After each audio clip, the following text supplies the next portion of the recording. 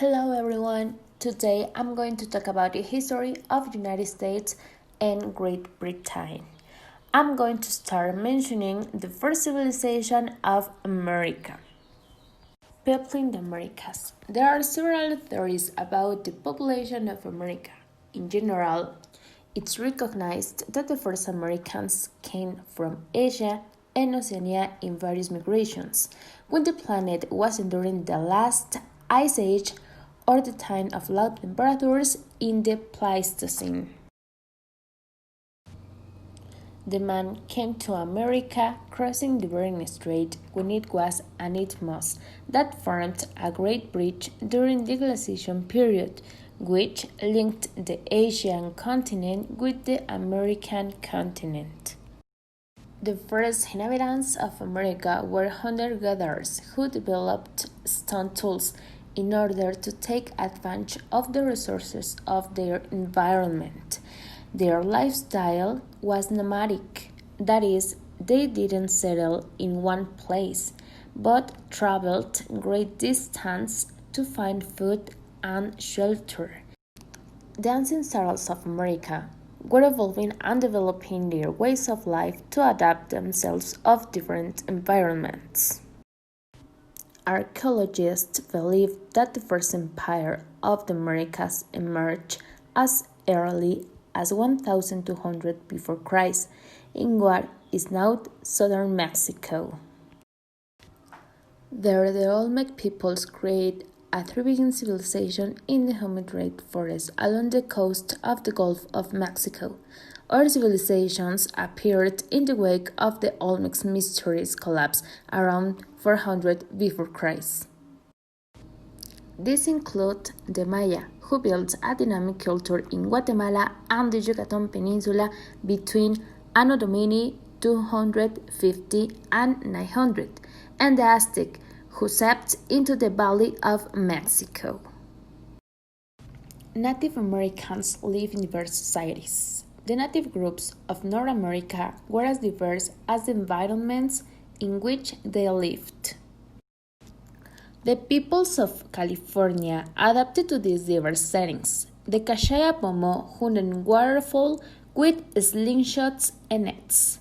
To the north, the Yurok and Hupa searched the forest for acorns and fished in mountain streams. Nearly all Native Americans thought of natural world as filled with spirits. Past generations remain alive to get the living. On the other hand, Britain has not always been an island. It became one only after the end of the last ice age. Our first evidence of human life is a few stone tools dating from one of the warmer periods, about 250,000 before Christ. These simple objects show that there were two different kinds of inhabitants. Britain became hardly able until another middle period, probably around 50,000 before Christ. During this time, a new type of human being seems to have arrived, who was the ancestors of the modern British.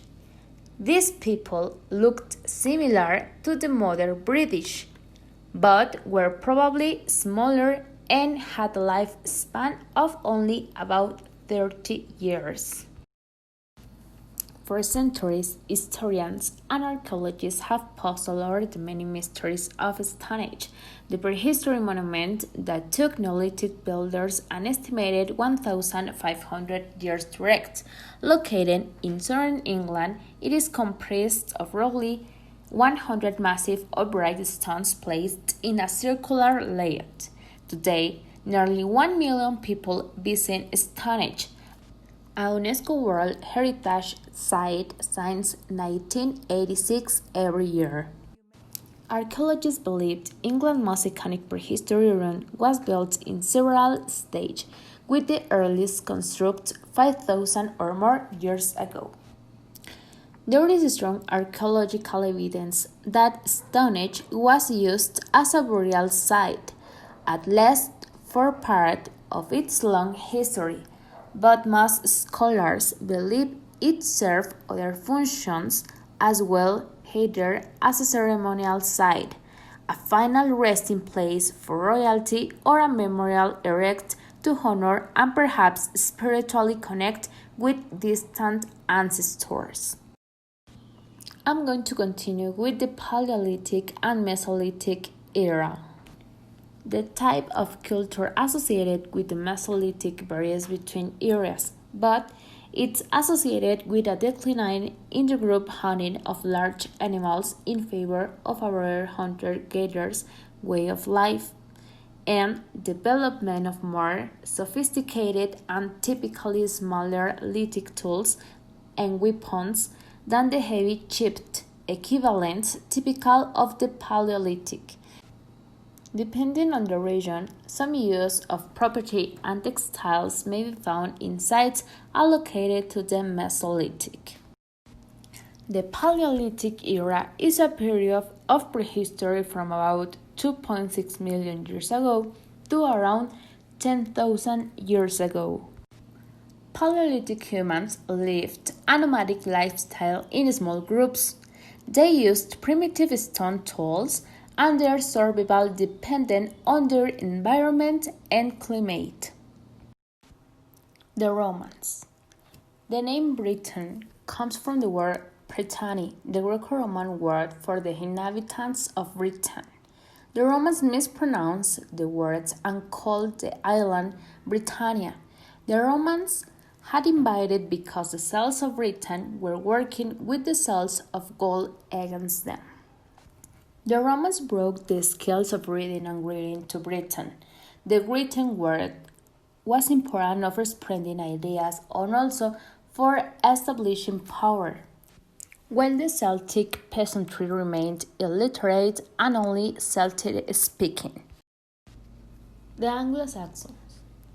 The Anglo-Saxons were a cultural group who inhabited England from the 5th century. They comprised people from Germanic tribes who migrated to the island from continental Europe.